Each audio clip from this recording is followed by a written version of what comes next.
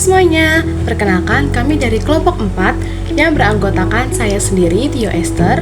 Lalu ada teman saya Calvin, Louis, Sayaki, Vigili, dan Winnie. Pada kesempatan kali ini, kelompok kami akan mempresentasikan mengenai GNB atau Gerakan Non-Blok.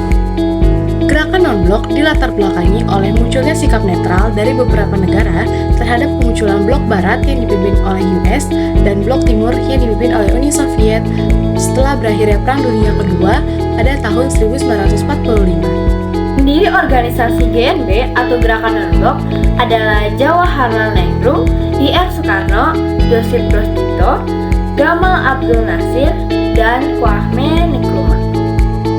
Selanjutnya ada struktur organisasi GNB atau Gerakan Non-Blok. Yang pertama adalah ketuanya yaitu I.R. Soekarno dan sekretarisnya itu adalah Nana Sutresna. Perjalanan GNB tahun 1965 sampai 1998. Konferensi tingkat tinggi GNB menjadi agenda yang rutin diadakan setiap 3 tahun sekali. Hingga saat ini telah diselenggarakan sebanyak 17 kali konferensi tingkat tinggi GNB. Penyelenggaraan konferensi tingkat tinggi GNB berikutnya secara berturut-turut. Yang kedua di Kairo, Mesir pada tahun 1964.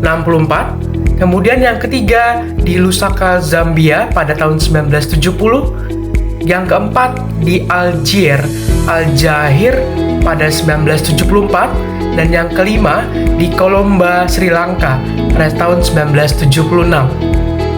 Dan yang keenam di Havana, Kuba pada tahun 1979, yang ketujuh di New Delhi, India pada tahun 1983, kemudian yang kedelapan di Harare, Zimbabwe pada tahun 1986, kemudian yang kesembilan di Beograd pada tahun 1989, dan yang ke-10 di Jakarta, Indonesia tahun 1992. Kemudian yang ke-11 di Cartagena, Kolombia tahun 1995. Dan kemudian yang ke-12 di Durban, Afrika Selatan tahun 1998. Dan kemudian yang ke-13 di Kuala Lumpur, Malaysia tahun 2003. Dan yang ke-14 di Havana, Kuba pada tahun 2006.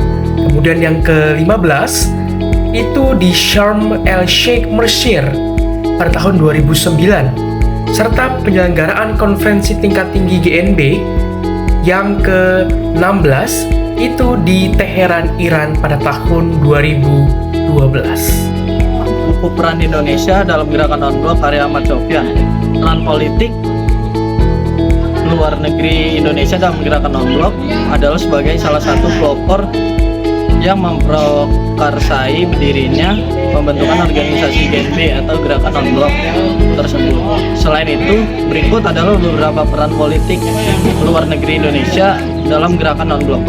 Yang pertama, Indonesia merupakan salah satu negara yang menjadi pelopor pembentuk Gerakan Non-Blok. Yang kedua, Indonesia menjadi penyelenggara konferensi tingkat tinggi atau biasa disebut KTT Gerakan Non-Blok di Jakarta pada tahun 1992. Yang ketiga, Indonesia turut andil dalam meredakan ketegangan yang terjadi di kawasan bekas Yugoslavia pada tahun 1991.